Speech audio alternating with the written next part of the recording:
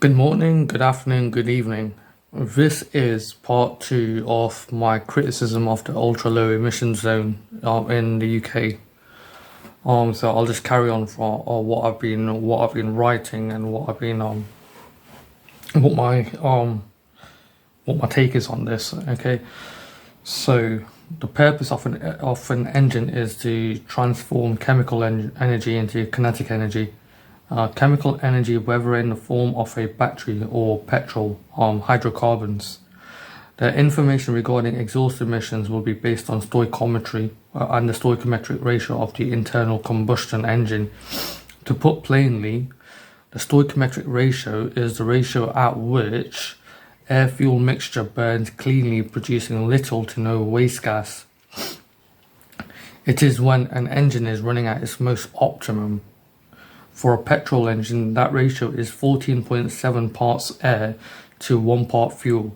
So when I'm referring to parts of air or parts of fuel, it's like grams. So let's say 14.7 grams of air to 1 gram of fuel, and the fuel will burn cleanly with little to no waste gas.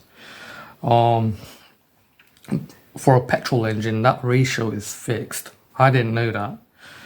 That ratio is fixed, which implies that all car manufacturers try to design vehicles that operate as close to this ratio as physically possible.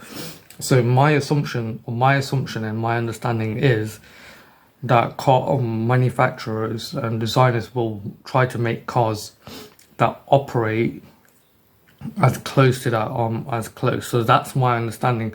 But that's clearly not the case, because there's different types of cars. So there's sports cars, SUVs, there's luxury cars, there's supercars. So there's cars that clearly are designed to not exactly fuel efficiency. You've got a Dodge Charger or a Hellcat or a Mustang that's got like a 5 or a 6 litre V8 that produces like 700 brake horsepower. That's not exactly going to be fuel efficient.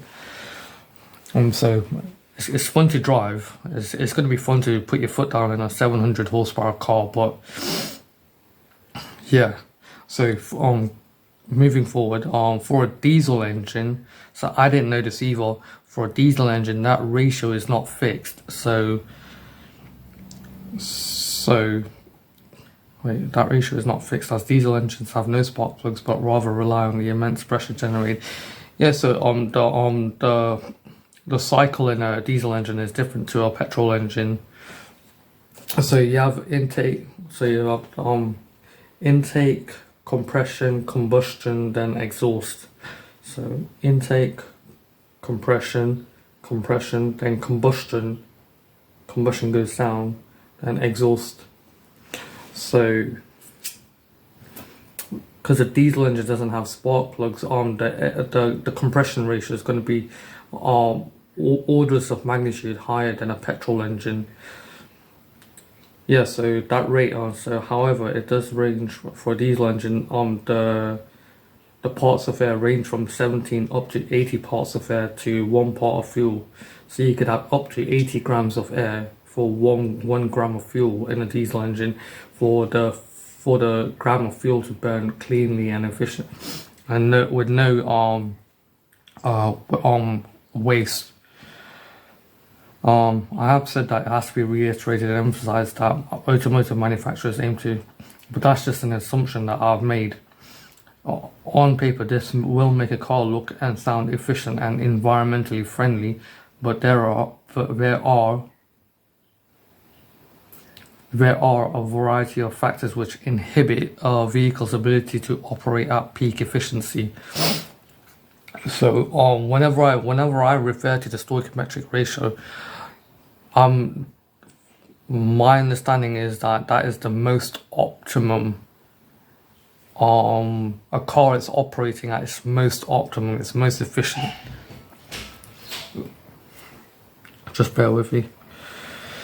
So carrying on, there's actually a variety of factors that inhibit or impact a car or a tractor or a truck's ability to operate at peak efficiency. So those factors are the weather, the surface, condition of the vehicle, condition of the vehicle, quality of the fuel, the driver,